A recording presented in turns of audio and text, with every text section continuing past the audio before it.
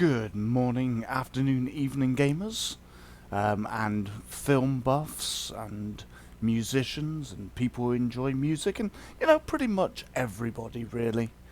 Now, this is something that I saw floating around. I did the film trailer for Wonder Woman 1984, which I'm really pleased that they've made a second film. I didn't know anything about it, so I was super excited when I found out about it. And as you know, after Batman, Wonder Woman is my next favorite character because of all of the things that she believes in, and her love for mankind. Now this is Gal Gadot. Oh, I'm sorry, Gal Gadot. If I butcher your name, I don't mean to. And she talks seeing Wonder Woman 1984 for the first time. Now I'm actually going to show the whole thing because I think Gal Gadot is an amazing actress. I think what she's done for the Wonder Woman franchise is just simply amazing. And she's a beautiful person in herself. She's very down to earth. And what she says in this interview, which is a bit that we're really going to get to, I think is absolutely fantastic. And very much in the vein with Henry Cavill and his denouncing, toxic moviegoers. And I could fast forward it to that bit, but I want to do the whole thing because I think she's a very, very interesting actress. And I would probably watch other movies that she was in, but I think what she's done for Wonder Woman is just simply stunning. So let's go.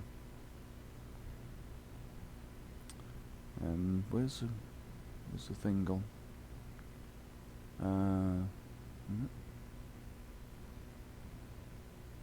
Oh, there it is. There it is. What a treat! I get both of you. We're so excited to be here.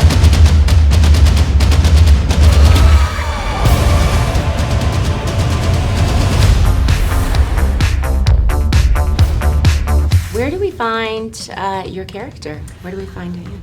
So Diana has been around. In the first movie we got to establish Wonder Woman and to tell the journey of Diana Prince becoming Wonder Woman. Right. And in this story, we meet her in 1984. She's been around. She's been helping mankind.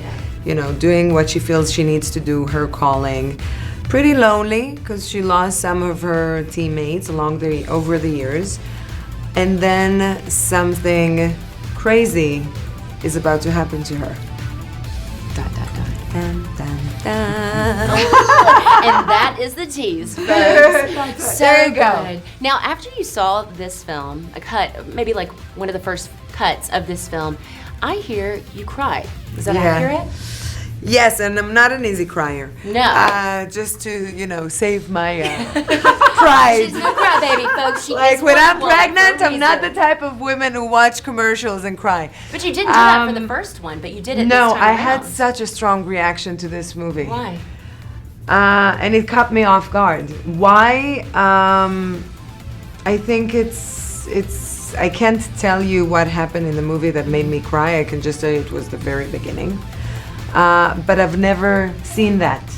All of a sudden, I wasn't the gal, Wonder Woman, the actress, the producer who were on set and were there when everything was shot. I was little girl from a suburb in Israel watching all by myself in the cinema, which is for itself a surreal experience, watching this thing, and I've seen this amazing girl, doing this amazing things.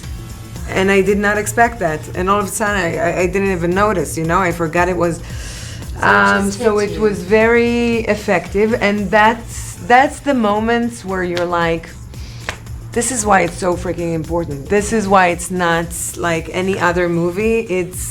We're doing something that we hope is gonna have an impact, but it hasn't. It's very impactful on us already. So touch wood, it's a good sign, and I hope you and the audience will have a similar reaction. Oh, I hope so. I mean, But if we you had really that- aspire to do something special and unique and meaningful. Well, I mean, and it must have, maybe it brought emotions upon you because here you are suiting up for the second time in this iconic role, and you're a mom of two daughters. Here it Yeah, that comes. too, for sure. I'm sure. But I gotta tell you, it's not just for the girls. It is for the girls, but we can't reach the place where we're gonna stop talking about female, men, women empowerment, feminism, and all that before we work on both, female and male. Like, we can't just empower women only by focusing on women. We also need to educate the boys and the men. So, a young sure. boy that goes to see in the cinema this amazing woman that does those amazing things, that he can believe a woman could do that. Right. You know what I mean? Absolutely. So it goes both ways. This was a bit that I was talking about. And many of us YouTubers, are talking about. Gal Gadot, as she's hit the nail on the head. I think a lot of women out there think that we're somehow against feminism, that we're against women having equality, that we are against strong, powerful women. No, that really isn't it. And I don't think it's ever been that way. I was reading DC comics, Marvel comics, when I was in my 20s, and the amazing women in the comics. I never once thought, oh, she can't do that. No, we never thought that. And to be honest, we've grown up with strong women. And it never occurred to us to think anything differently. But now, all of a sudden, you've got... And I don't believe that they are proper feminists. I don't. I think they're just trying to move things in a direction that they want it to go. And as Gal Gadot says, that as well as this movie being for women and young girls, nothing wrong with that. For a strong, independent woman for young girls to look up to, nothing wrong with that at all. But also for guys as well, to look up on the screen and see this amazing woman and think, wow, that's awesome. There is nothing wrong with that. And if you're going to have strong women, you want strong men as well. So what we're actually talking about is equality. Let's raise up men, let's raise up women, and let's be strong together. Because stronger men and stronger women make a better world. It seems so simple to me, but raising up one sex whilst putting down the other sex, I don't see how that's going to make things better. Rather than having, less divides, that's just going to make more divides, and it already is. And when males, for instance, go to the cinema and they see a film that they don't like, the new Charlie's Angels film really didn't do very well, and they're saying, oh, it's because men are toxic. No, it's because throughout I haven't seen the film, so I don't know, but I know the older Charlie's Angels, with who was in that? Cameron Diaz, Lucy Liu. Was it Drew Barrymore? I can't remember. I know Lucy Liu was in it because she was gorgeous. And that was a good film. I never once sat there and thought, oh, women. No, it was a good film because it didn't have this narrative throughout it going, oh, let's raise up women and kick down men. They're scum. Because that seems to be the message now that we're getting in these movies. Women are great and can do everything and do no wrong, and men are trash. And it's not even men that are going to these films and going, nah, I don't like it. Women are as well. And apparently the audience that went to see the new Charlie's Angels was actually predominantly more women than men. But it didn't do well. So, clearly this narrative is wrong. So, what can I tell you? And I think Gal Gadot is spot on. Let's raise up women and let's raise up men. Let's just be better people. And you guys have done such a great job pairing up these two fearless women. I mean, just taking on the big screen.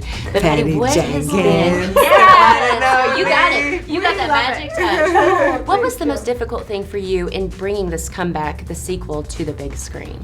I think every time I make a movie, I'm trying to make a masterpiece. Like, that's what you'll never get there. You'll never feel that you did, but that's always what you're trying to do. So as wonderful as the success of the first movie was, this is its own movie, and I love this character, and I love this person that I'm working with. So this movie, that movie was done, but even while I was making that movie, I started to see what I felt like the second movie could be. Its own movie. Okay, so own standalone. It's totally, not like... it is a... It has to do. It's the same character. It's and the there's same, we don't break time continuity. It's not a reboot. Yeah. So it's a sequel in that way, but it's not a sequel to a story. It's its own story.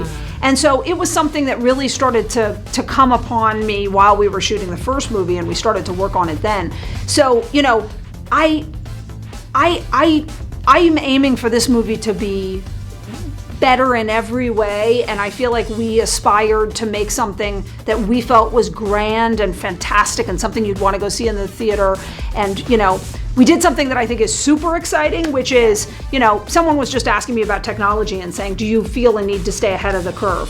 I said, no, I don't. I just feel a need to make a great movie. However, when I've observed what was happening in technology, I said, how about we do the opposite?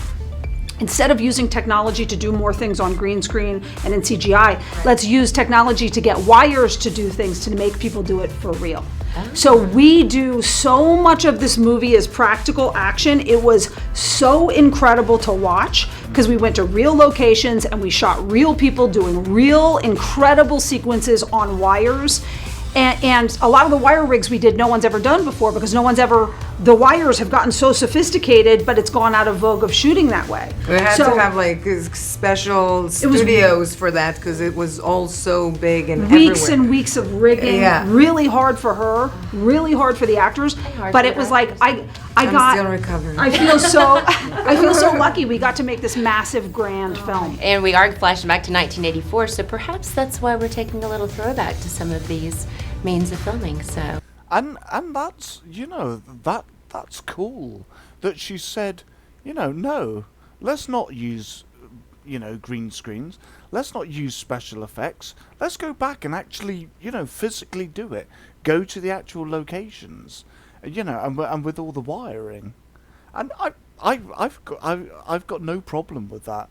Sometimes you often find some of the best films are those films that don't rely so heavily on these special effects. And don't get me wrong, I have nothing against special effects in movies. Some movies you need to have them, like Star Wars and Star Trek. You kind of need that technology and computer wizardry and green screens. But if you can make a movie without it, I think it will show, and I think it will be an amazing film. I'm really on board for that. Not in every film, maybe, but certainly I think if this works, and I really think it will, that's fantastic, and it just shows that this lady, really thought this this film through, and that's why I think it's going to be amazing, and I'm really looking forward to it. Yeah. Is that? Oh, let's see if there's. Yeah. Can't wait to see the big hair. Oh my God! Just wait. The costume. Just wait. I love it. We're all 80s gals, right? Thank you so much. Thank you so much. Obrigada. Oh, We're still in Brazil. And there we go.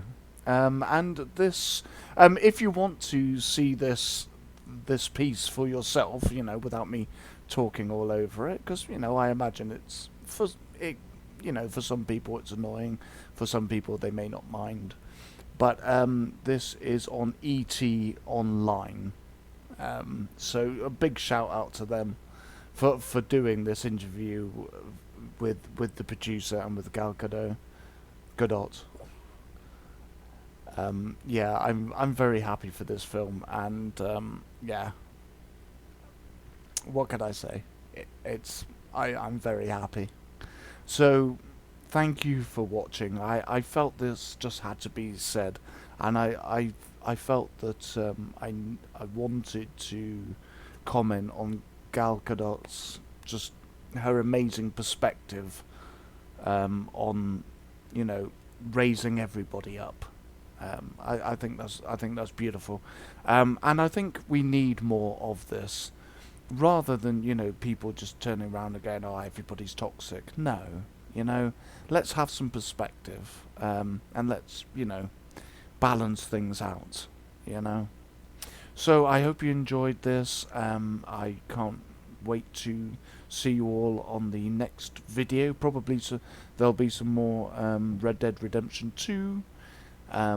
We're playing that at the moment. I'll probably make some more videos for that probably tomorrow. It's probably getting a bit late now, so yeah. So until the next video, be well, be safe everyone, laugh a lot, and remember, if you can't make the world better, don't make it worse. See you on the next video, and bye for now.